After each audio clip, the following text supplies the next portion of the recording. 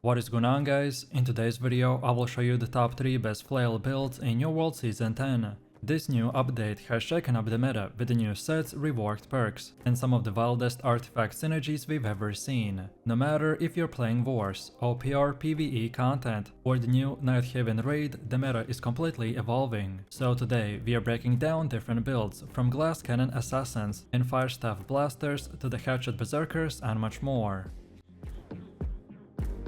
This is a sword and shield with the Flail build. This setup defines the new frontline meta for Season 10. You're not anymore just holding ground, you're actually dictating space, tempo and punishment. This combo gives you unmatched control, sustain and crowd pressure, by turning you into a hybrid juggernaut that can anchor a team or fight outnumbered and still come out on top. Running 300 strength and 200 constitution means that you're sitting right on the sweet spot. We get maximum melee scaling, solid base defenses, and enough stamina economy to keep swinging. The 300 strength breakpoint will buff your heavy attack damage, which synergizes perfectly with the upheaval and the arcane smite. And then the 200 constitution keeps you stable against burst windows, by giving you 10% physical and elemental mitigation bonus that every tank needs in a high tier content. Then for the sword and shield tree, the core skills is the upheaval, leaping strike and the shield rush. Upheaval will deliver massive AoV damage and the tread, while scaling directly with your strength and often critting for ridiculous numbers. Then Leaping Strike gives you that sudden engage or escape tool. It's pretty much a burst gap closer that doubles as animation cancel when timed right.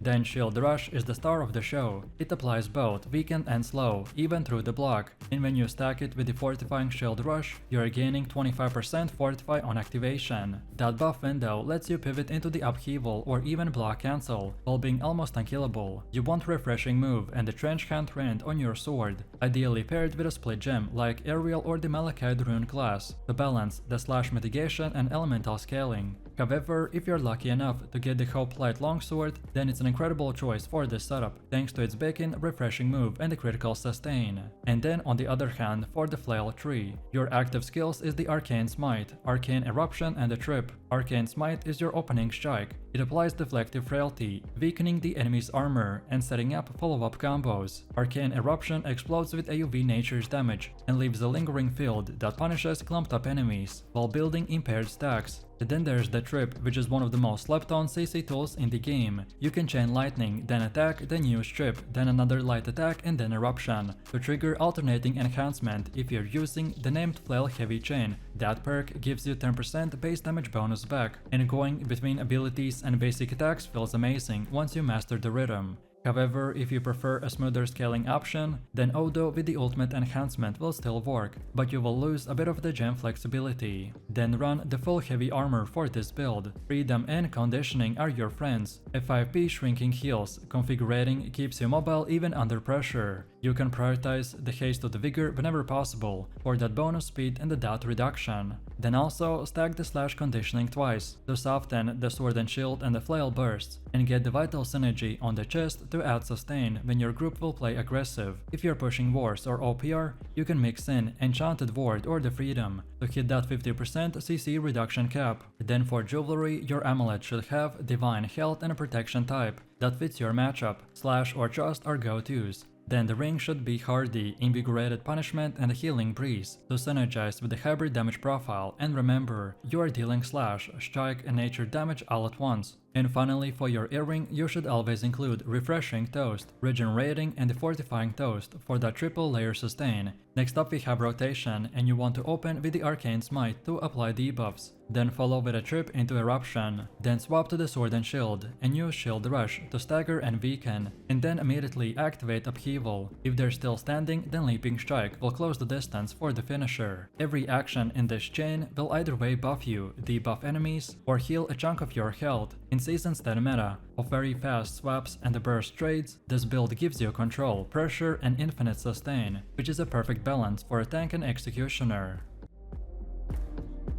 This Lifestaff and Flail setup is one of the most versatile healer builds in Season 10. It's built for players who want to heal, buff and survive at the same time. It's a true hybrid between the healer and a frontline support. You'll use Sacred Ground, Beacon and Orb of Protection on your life staff for the steady healing uptime, while your Arcane Smite, Arcane Vortex and Arcane Eruption from the Flail will provide damage, sustain and crowd control. Together, these will create a rotation that keeps you alive in the melee range while consistently empowering your team. So let's take a look at the attributes. We run 300 focus and 200 constitution. This focus breakpoint will give us maximum healing output with a 20% healing passive, while the 200 constitution provides the ideal mix of durability and attack resistance. This is crucial since you are often in a melee range with a flail. However, if you prefer a pure healer variant, then you can drop to 150 constitution for slightly more focus, but the 300 and 200 is a sweet spot for a hybrid play. You can also use focus and constitution food to maintain the balance, and if you're running medium armor, then prioritize constitution over focus for safety. So let's take a look at the life staff tree.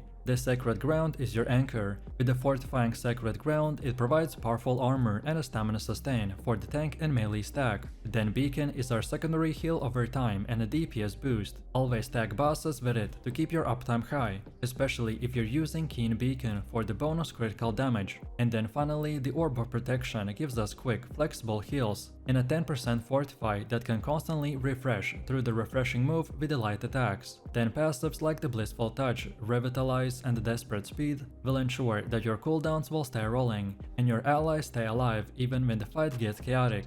And then we move to the Flail. The Arcane Smite will deliver a quick burst of arcane damage and apply Beacon by reducing incoming damage. Then Arcane Vortex will spin through the enemies, heal yourself with the Mending Vortex and generate excellent AoE sustain. Then there's the Arcane Eruption, which is your AoE debuff tool. It inflicts Beacon and triggers Arcane Shock by providing consistent group value. Together, these skills will give you constant uptime, personal survivability and a team-wide damage reduction. The key passives like Vital Suppression, Cleric's Blessing and the Heavy Burden will make you tankier, faster and harder to kill. Next, let's talk about the armor and the perks. You want to go with full light armor for the 20 to 30% healing bonus, and fast dodges, or just shift to the medium if you want more tanky hybrid approach. Both of these will work with this setup, so it's your personal preference. Then for perks you want to prioritize Refreshing, Enchanted Ward and the healing perks, like the Fortifying Sacred Ground and the Keen Beacon. Then artifact pieces, such as the Featherweight or the Hoplite Armor, will work perfectly for the stat efficiency and the perk synergy.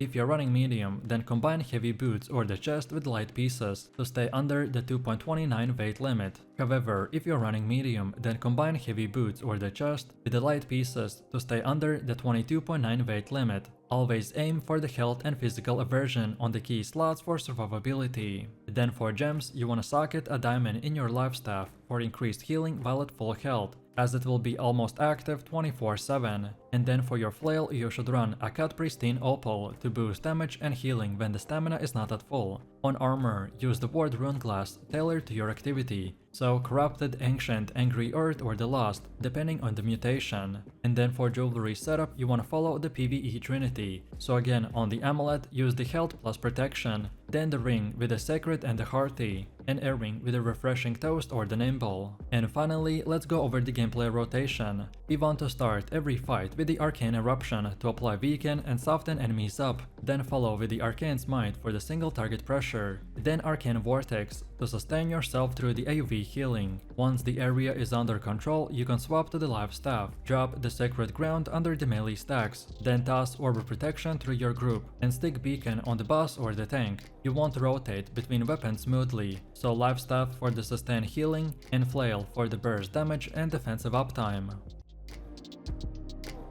The Flail and greatsword build is a bruiser hybrid that focuses on arcane empowerment with a heavy melee dominance. It's part battlefield commander and part juggernaut, as we will be sustaining allies, crippling enemies, and ripping through the clumps with graceful brutality. This synergy between the flail and the greatsword creates a seamless rhythm of control, sustain, and rend effects, For attributes, we're taking 350 strength, 100 dexterity, and 75 constitution. This setup balances the raw damage with durability and the critical precision. The strength will fuel both our weapons, so maximizing every strike's impact, while dexterity will sharpen the critical output for smoother light attack chains. And then constitution rounds out our survivability by letting you sustain in the thick of the fight. For both weapons, we want to get the opal gems, as we are taking advantage of our near constant stamina management to push the damage while not at full stamina. So let's take a look at the flail. We are running Arcane Vortex, Arcane Eruption, and the Trip.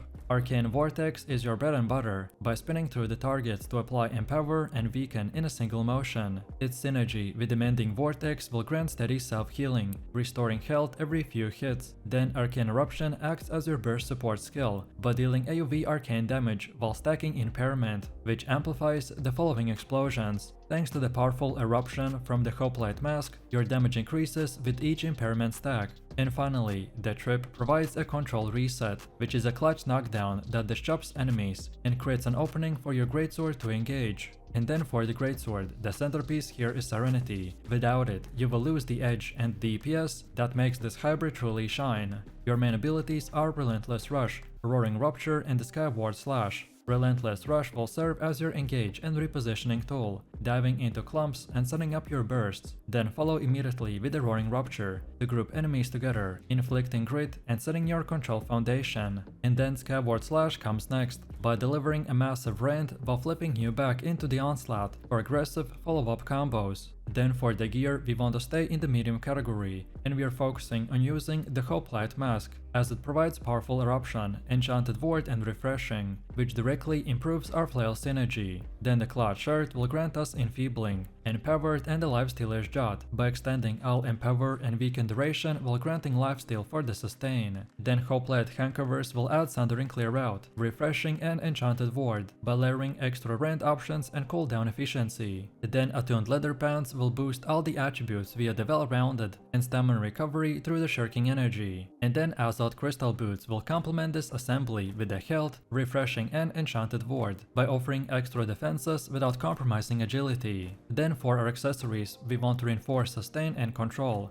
The Arboreal Exemplary Amulet will add Keenly Fortified and the Strike Protection, which offers bursts of Fortify on crits and reduce incoming strikes. Then the Spectral Wrath Ring increases your base damage by 10%, adds Enraged Leech for conditional lifesteal, and includes the Healing Breeze by granting soft healing to allies during support rotations. Then Insurmountellate Earring will provide Refreshment, Nimble, and Refreshing move, which shaves off cooldowns through the light and heavy attacks. Then for Heart Rune, the Stalwart Heart Rune of the Bile Bomb will complement our utility setup. Its Corrosive Cloud inflicts disease and reduces healing by stacking beautifully with our Flail's Weakens and the Greatsword's Rends to completely neutralize any enemy sustain in a clustered fight. And now finally, let's take a look at the rotation. We want to open with the Relentless Rush to dive in and position, then cast Roaring Rupture for grouping and the great uptime, then the Skyward Slash to apply rend and shift back to the onslaught stance, then combine heavy attacks for empower and then swap to the flail. Then cast Arcane Vortex to empower your team and weaken enemies. Then Arcane Eruption for the damage and impairment stacking. Use Chip to knock down key targets or interrupt heavy hitters, and then keep spamming light attacks until the cooldowns reset.